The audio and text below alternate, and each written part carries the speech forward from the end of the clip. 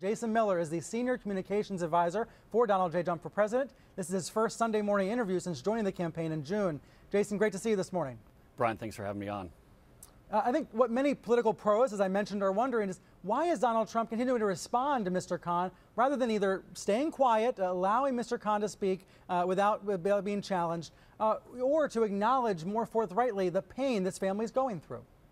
Well, let me go and correct you on that point, Brian. Mr. Trump has praised Mr. Khan and in fact has called Captain Khan a hero.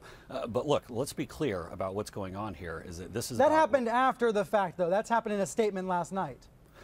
In the ABC interview, Mr. Trump praised Mr. Khan. And he called Mr. Khan a nice guy. Yeah, he praised Mr. Khan. But again, Brian, let's get back to what's going on here. The fact this is about radical Islamic terrorism. And what we have to do as a country to make sure that our borders are safe and to make sure that we're screening people who are coming into this country. That's the larger debate that's going on here. That's not what Mr. Khan's speech was about on Thursday. Let me put on screen a statement from Mr. Trump last night. He seemed to be trying to clean up the ABC interview. In the statement last night, Trump said the following. He said that Mr. Khan has no right to speak the way he did on stage. Let me get the exact quote because I don't want to misquote Mr. Trump. Let's see if we can put it on screen here. He said that Mr. Trump, while I feel deeply for the loss of his son, Mr. Khan, who has never met me, has no right to stand in front of millions of people and claim that I have never read the Constitution, which is false, and say many other inaccurate things. The First Amendment to the Constitution allows Mr. Khan the right to stand on stage and say whatever he wants. Why would Mr. Trump say he doesn't have that right?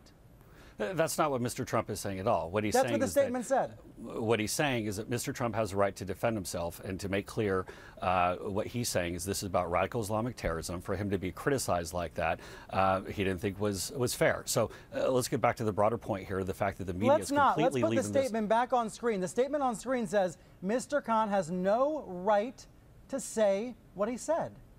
You and I, Jason, we both know Mr. Khan has the right to say whatever he wants to say, right?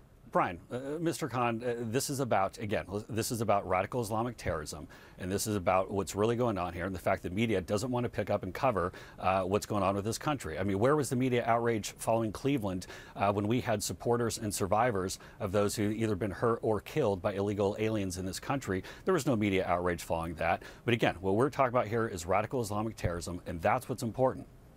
You keep mentioning radical Islamic terrorism as if that's somehow linked to Mr. Khan. Why do you keep responding that way when I mention him?